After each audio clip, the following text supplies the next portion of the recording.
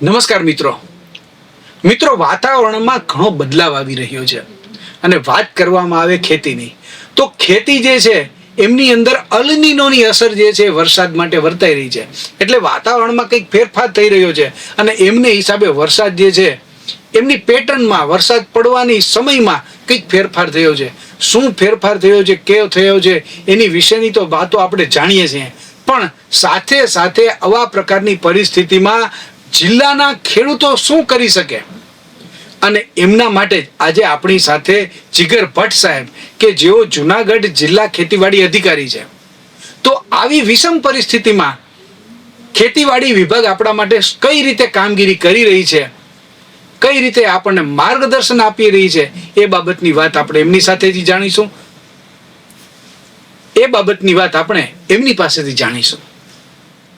ખેડૂત મિત્રો, આપણે જે વાત સાહેબે કરી કે અલ નીનોની શું અસર થાય, તો એના સંદર્ભે જરા પણ ગભરાયા વગર આપણા કૃષિ વૈજ્ઞાનિકોની સલાહ મુજબ કે ભાઈ કયા પાકનું ક્યારે વાવેતર થાય। સામાન્ય ચોમાસું હોય અને આપણે જે વાવેતર કરીએ છીએ મગફળી ને કપાસ ને સોયાબીન, પણ જો વરસાદ લંબાય તો ક્યાં સુધી મગફળી વાવેતર કરવું, પછી વધારે લંબાય તો મગફળી કેમ છોડી દેવી, આવી બધી પૂર્વ તૈયારીઓમાં સરકારી તંત્ર પણ લાગેલું હોય છે। કઈ જાત વાવવી, બધી બાબતોને લઈને સતત સરકાર દ્વારા મીડિયામાં કે છાપાના માધ્યમથી સતત ખેડૂતોને માહિતગાર કરતા હોઈએ છીએ। હાલ આપણી પાસે સોશિયલ મીડિયા એટલું બધું એક્ટિવ છે કે જેમાં હું એક સૂચન કરું, કૃષિ પ્રગતિ એપ્લિકેશન દરેક ખેડૂત મિત્રો જો શક્ય હોય તો પોતાની પાસે એન્ડ્રોઈડ ફોન હોય તો ડાઉનલોડ કરી દે। દર અઠવાડિયે સરકાર આમાં એડવાઇઝરી કૃષિ વૈજ્ઞાનિકોની મદદથી લઈ અને મૂકતા હોય છે।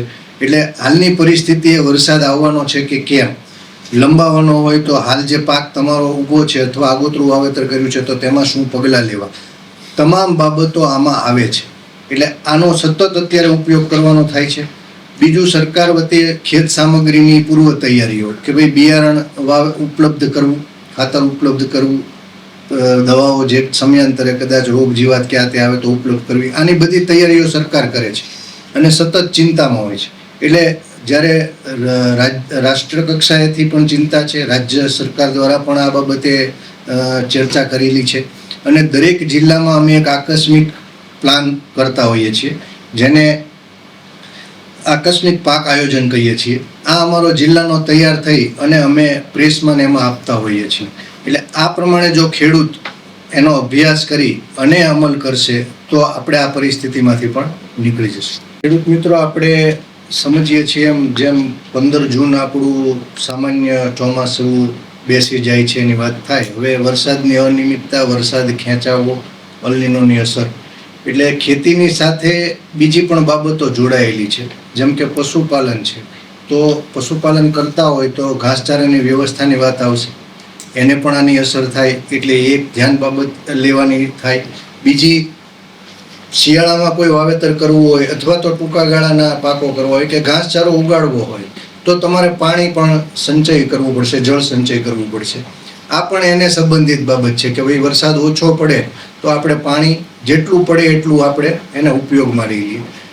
અગાઉ સરકારશ્રી દ્વારા જે અભિયાન ચાલે છે એમાં આપણે રાસાયણિક ખાતર બચાવો અભિયાનમાં પણ આપણે સાંભળ્યું કે ભાઈ બિનજરૂરી ખર્ચ, જ્યારે આપણે પાકની ફેરબદલી અથવા તો પાક વહેલો મોડો, કઈ બાબત, હવે મગફળી ન વાવીએ તો કઠોળ ઉપર જવું, તો આને લઈને તમારે ખાતરની વ્યવસ્થાપન જે છે એટલે કે ખર્ચો ન કરતા એ સમયને વર્તીને આપણે ખરીદી કરશું, સરકાર એની ઉપલબ્ધિ કરાવશે। એવી જ રીતે બિયારણ પણ આપણી પાસે મગફળીનું વાવેતર ન થાય તો કઠોળની ખરીદી કરવી પડે પાછળથી મોડા વાવેતર માટે, અન્ય કોઈ મગ, અડદ, તુવેરની વાત કરીએ તો એનું પણ બિયારણ આપણે ઉપલબ્ધ કરાવશું। પણ તમે જ્યારે આનું આયોજન કરો ત્યારે તમારી પાસે ચોક્કસ એના ખર્ચની ને એની જોગવાઈ પ્રમાણે આપણે આ કરવાનું થાય।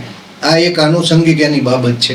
એટલે ખાસ સમયાંતરે મેં અગાઉ કીધું એમ તમે એડવાઇઝરી કૃષિ પ્રગતિ એપમાંથી મેળવતા રહેશો અને એ પ્રમાણે આપણે આગળ ચાલશું તો કોઈ ગભરાવાની જરૂર નથી, પરંતુ આ પરિસ્થિતિમાં આપણે કેવી રીતે સારામાં સારું કરી શકીએ એ બાબતને લઈને આપણે આ ચર્ચા કરી છે। તો મિત્રો, જ્યારે કૃષિ ઉપર કોઈ સમસ્યા આવે ત્યારે સમગ્ર વાતાવરણ જે છે બદલાઈ જતું હોય છે, ત્યારે દરેક લોકોએ કંઈક ને કંઈક માર્ગદર્શન આપવું પડે, ખેડૂતોની સાથે ઊભવું પડે, કારણ કે આપણું અર્થતંત્ર જે છે એ એમના ઉપર નિર્ભર છે, આધાર રાખે છે. ત્યારે આપણને ખૂબ સુંદર મજાની વાત જીગર ભટ્ટ સાહેબે કરી. તો તમે આ માર્ગદર્શનને ધ્યાનમાં લેજો, આગળ વધજો, અને જરૂર પડે તો આપ પણ જિલ્લા ખેતીવાડી અધિકારીનો સંપર્ક કરી શકો છો. તો મિત્રો, આવી વાતો અને નવી રજૂઆતો સાથે હું કલ્પેશ પંડ્યા ફરીથી મળતો રહીશ. ત્યાં લગી રજા આપશો. નમસ્કાર.